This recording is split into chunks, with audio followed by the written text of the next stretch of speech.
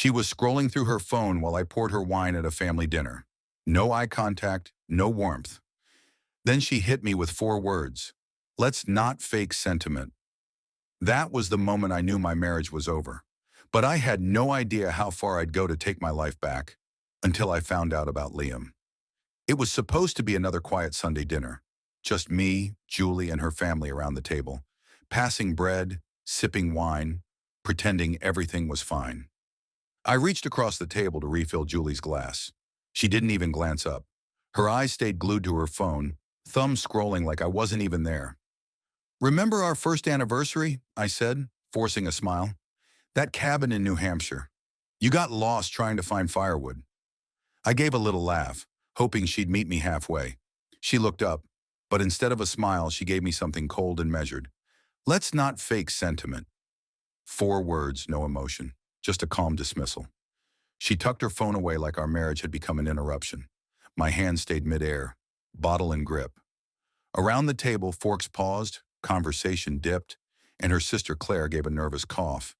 Someone tried to change the subject, something about I-90 traffic, but the room had already shifted. Julie had turned the lights off on our relationship in front of an audience. I nodded like I was fine. I wasn't. Something in my chest hollowed out that moment. Claire noticed. Her eyes lingered on me half a second too long. Not pity, something more like concern. Julie had been distant for a while. It wasn't a dramatic change, just less eye contact, less touching. Conversations that used to flow now sputtered and died. She used to lean her head on my shoulder during movies. Now she barely looked up when I walked in. Still, I tried. I made excuses, told myself we were both stressed, busy, distracted. I thought if I did enough, reminded her of who we used to be, maybe she'd come back to me. I wasn't looking for revenge. I just wanted peace, an honest ending, a quiet truth. I'm 37. I manage logistics for a shipping company outside Boston. My life's predictable. Spreadsheets, delivery schedules, late-night calls. Not glamorous, but it pays the bills. Julie and I had been married 7 years. No kids, not by choice, just how it turned out.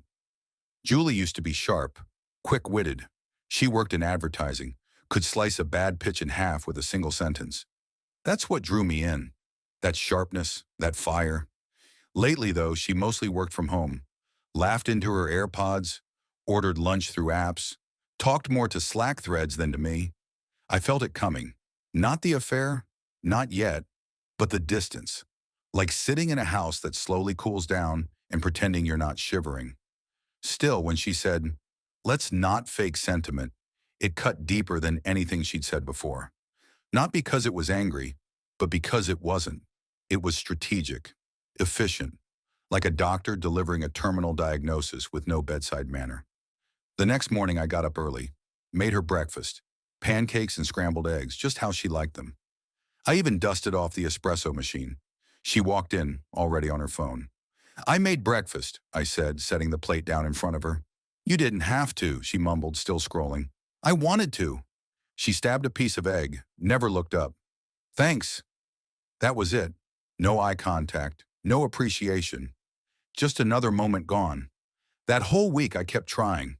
I brought up the restaurant where we got engaged, suggested a walk after dinner, played the album we used to dance to in the kitchen.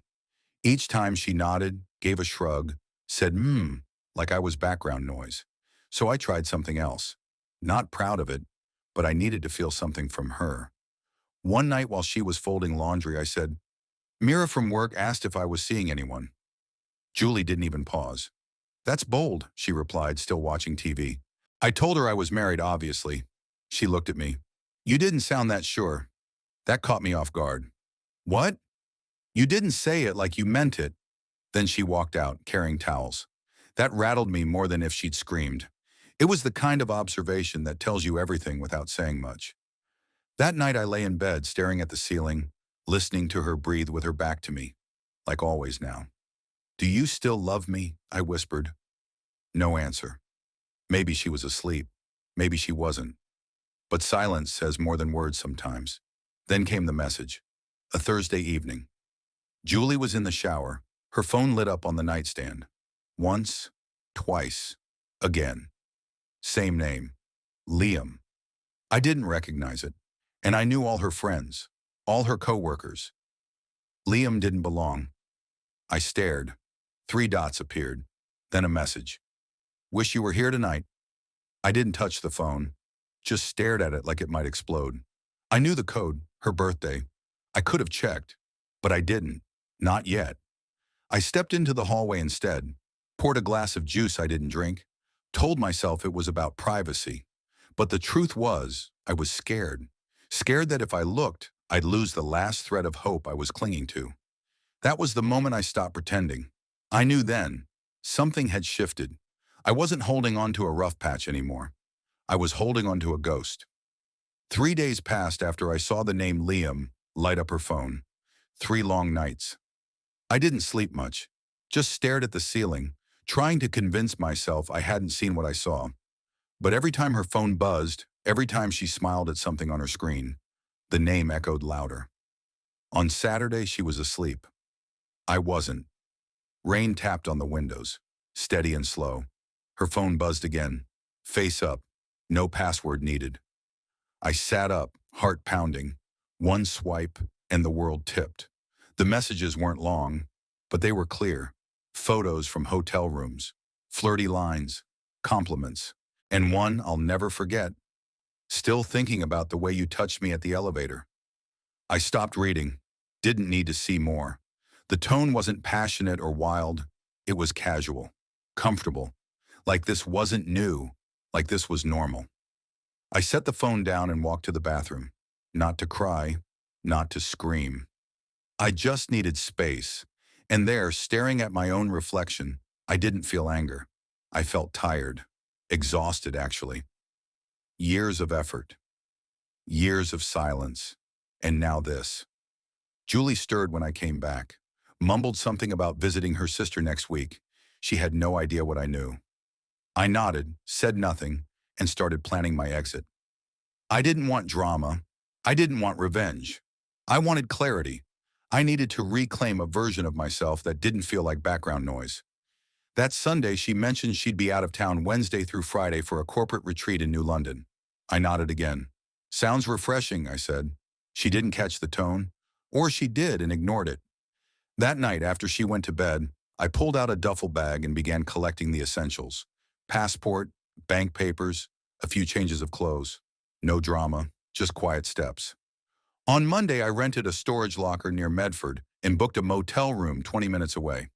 I scanned personal documents during my lunch break, visited our old bank to ask about separating accounts. Each action was deliberate, not emotional, just necessary.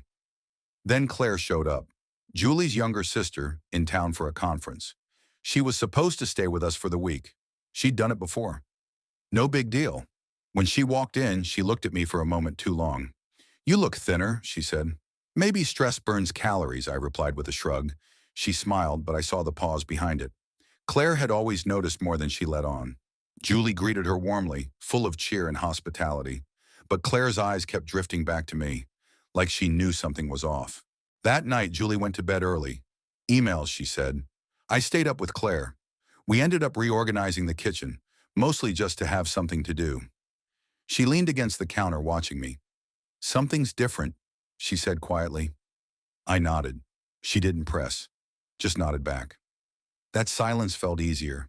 Not heavy, just honest. Claire had always been more open, more tuned in, less guarded than Julie, but more grounded. She didn't pretend everything was fine. She didn't fill the air with words just to hide the truth. Wednesday morning, Julie left early for her retreat. She kissed my cheek, said we'd talk when she got back. The door closed. I didn't react. Claire was still asleep then, but by the time I returned from dropping off another load at the storage unit, she was up, coffee in hand, wearing an old Red Sox hoodie of mine. She looked like she belonged there, not like Julie ever had, not lately. "Didn't expect to have the place to ourselves," she said. "Me neither." That day felt strangely normal. Grocery run, sandwiches on the back porch. We talked about work, her painting projects, nothing too heavy, until later. We sat on the steps watching the sky turn. She pulled her knees up, wine glass in hand. Then she said, Can I ask something personal? Sure. What happened between you and Julie? I didn't speak for a moment. Then, distance. A little more every day. Claire looked into her glass. She doesn't see you, she said quietly. I turned to her. She added even softer. I do. It wasn't flirtation. It wasn't dramatic. It was just a truth laid down between us. That truth cracked something open. Not lust, not longing, just the pain of being invisible for too long. We went inside when it got cold, ended up on the couch, wrapped in a blanket. A movie played, but neither of us was watching. I don't know how long we sat there before I reached out. Our hands touched. She didn't pull away. I'm not crazy, she whispered, for wanting to feel wanted. She kissed me, soft, brief, but it hit like lightning. Not because it was wild, but because it was kind. Because someone finally looked at me like I was worth seeing. I didn't stop her. For the first time in a long time, I felt human again. I woke up to the sound of dishes clinking in the kitchen. Claire was already up, barefoot, her hair still damp from a shower. She looked calm, like nothing had changed. But everything had. We didn't talk about the kiss, not right away. Instead, we went through the motions. Coffee, breakfast, quiet conversation. But it lingered. Every glance lasted a second too long. Every smile came with weight. Later that afternoon, we were folding laundry together while a muted documentary played in the background. Claire held up one of Julie's sweaters and said almost absent-mindedly, I've always thought you were misunderstood, even back then. I looked at her. You were quiet but deep. Julie didn't always see that. She saw it once, I said. Maybe, but not the way you need to be seen. She stepped closer. Her hands brushed against my chest. I know this is messy, but I don't think it's wrong to want warmth again. I didn't stop her when she leaned in. I didn't say no when she kissed me again. This time it wasn't tentative. It was deliberate. We ended up in the bedroom. No words, no declarations. Just the space between us closing until there was nothing left. I wasn't thinking about consequences. I wasn't thinking at all. For once, I just let myself feel. Afterward, we lay there in silence. Claire's hand rested on my chest. My pulse was steady, but my mind was racing. I had crossed a line I never imagined I would. I had become someone I wasn't sure I recognized. Not out of malice, not to get back at Julie, but because I was exhausted from being invisible. Friday morning arrived clean and bright. Claire and I were still on the couch, half awake, the TV mumbling in the background. She had dozed off again, hand on my stomach, the rhythm of her breathing matching mine. The front door opened. We didn't hear the key, didn't register the sound of footsteps until it was too late. Mark? Julie's voice hit like a warning shot. Claire sat up, eyes wide. I froze. Julie stood in the entryway, suitcase in one hand, the other clenched at her side. Her eyes swept across the room. Me, Claire, the blanket, the silence. You've got to be kidding me, she said, voice cracking. The suitcase dropped. The thud echoed. Julie, I started, reaching for my shirt. Don't, she snapped. Don't speak to me right now. Claire tried to explain. Julie, it's not what... Don't insult me, Julie cut in, stepping forward. Her voice was sharp, but her hands trembled. I leave for 2 days, and this is what I come home to. She turned to me, eyes burning. Did you plan this?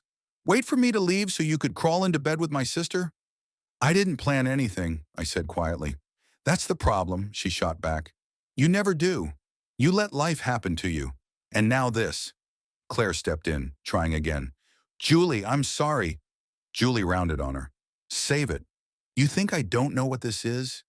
You've always envied me. My job, my marriage, my life.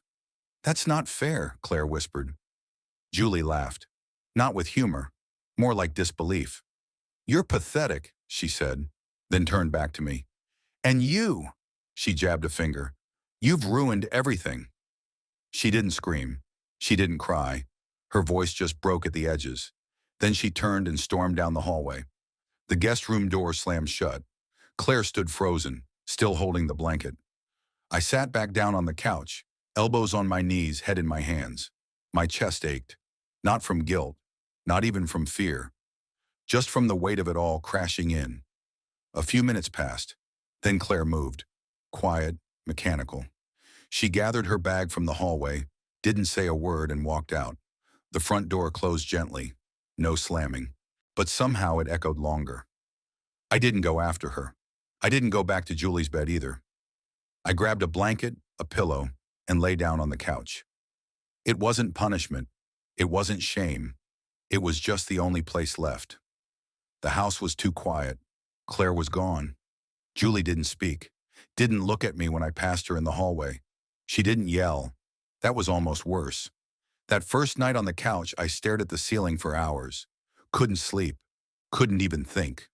But I wasn't in pain anymore. Not the kind that tears you apart. Just the kind that settles in your bones.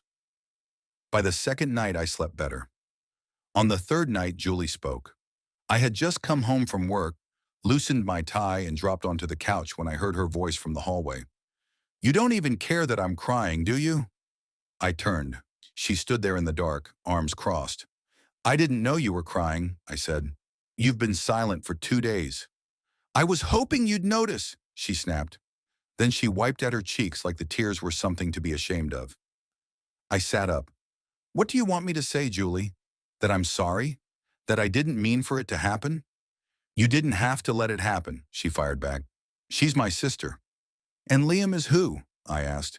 Her face shifted, mouth open, no words. Her shoulders sagged. She sat at the edge of the couch, just close enough to speak. "I wasn't trying to hurt you," she said. "I know." She finally looked at me. For the first time in months, really looked. I didn't feel wanted anymore. The words floated in the space between us. "Neither did I replied. She nodded, eyes wet again. "I thought if I acted like I didn't care, you'd fight for me." I exhaled.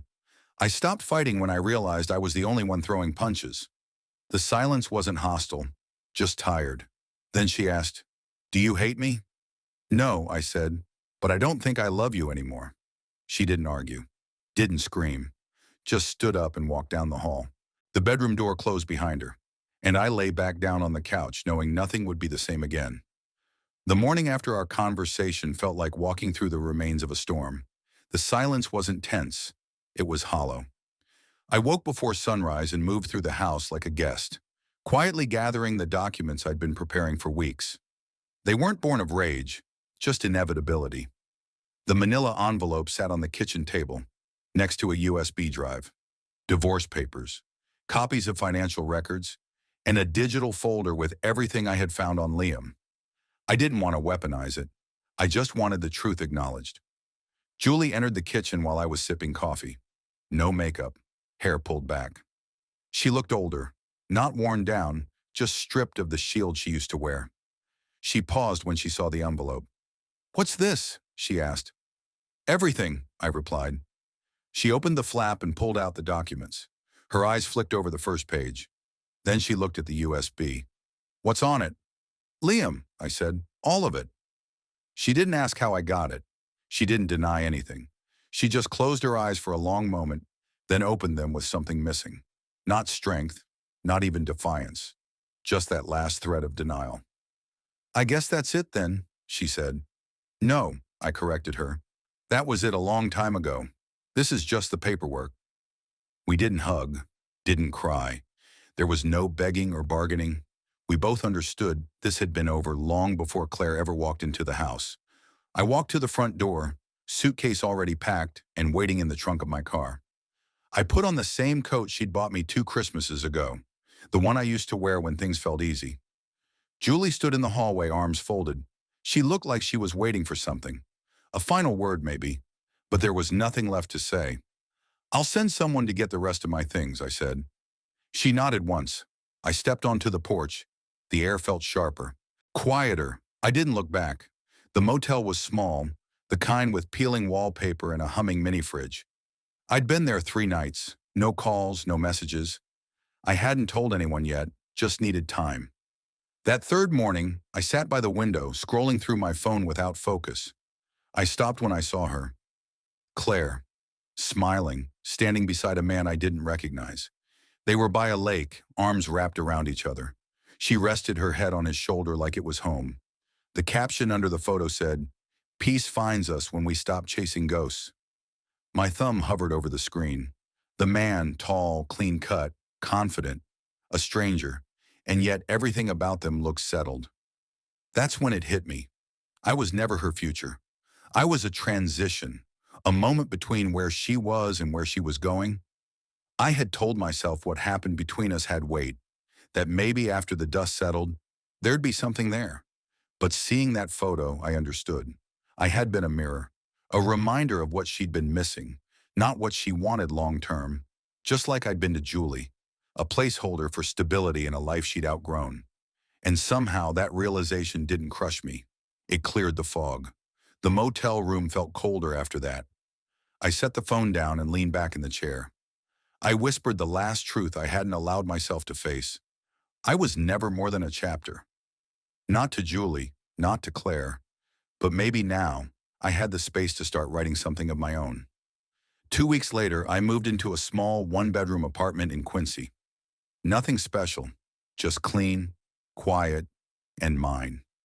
No memories clinging to the walls, no ghosts waiting in the silence. The first few days felt strange, not painful, not freeing, just unfamiliar. After years of being part of a two-person routine, every decision now belonged to me.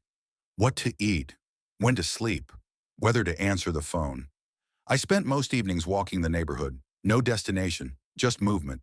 I needed to feel like I was going somewhere, even if I didn't know where yet. Julie didn't contact me, not to ask questions, not to fight, not to apologize. The divorce papers were filed without protest. Our joint accounts were split, our belongings divided with quiet efficiency. No legal war, no late-night arguments, just two people dissolving what had once held them together. The only time we spoke again was through email. Logistics, final signatures, the lease. Nothing emotional. It was the kind of ending I used to wish for when I still believed we could salvage something. Quiet, respectful, clean. But it didn't feel like closure. It felt like a transaction. Claire never reached out either. I didn't blame her. What we shared was real in its own way, but it was a moment. A bridge we both crossed to get out of something broken. Maybe that's all it ever could have been. Still, it stung. Not because I expected her to stay, but because part of me had hoped I mattered more than convenience. The pain wasn't sharp anymore. It was dull, consistent, manageable, like background noise I'd learned to live with. Then one morning, I ran into an old friend at a coffee shop near my new office. Kevin. We'd lost touch after college. He was in town for work. We grabbed coffee, caught up.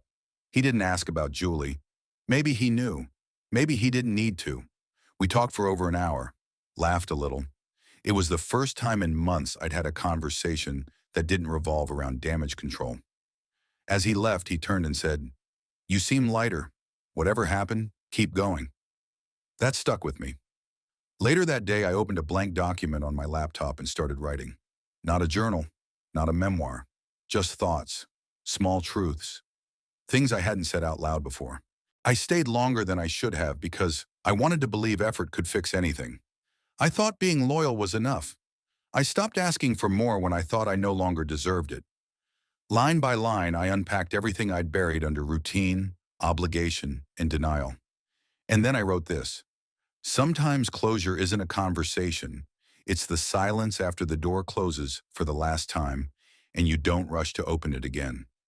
It wasn't profound, but it felt honest. Over the next few weeks, I kept writing. I started running again. I picked up a freelance logistics project that gave me more control over my schedule. I even signed up for a weekend workshop in Vermont. Nothing serious, just something to remind myself that the world didn't end with a failed marriage. One afternoon, I got a letter in the mail. Handwritten, no return address. Inside was a short note from Claire. "Mark, I didn't leave because I regretted what happened. I left because I didn't trust myself to stay. I needed space to figure out who I was without comparing myself to Julie or competing for something that was never mine to begin with. You didn't deserve to be caught in that. I hope you're finding peace." See, I read it twice, then folded it neatly and placed it in the drawer with the rest of the documents from the divorce. Not as a keepsake, just as a final piece of a story I was finally done telling. The next morning, I made a list.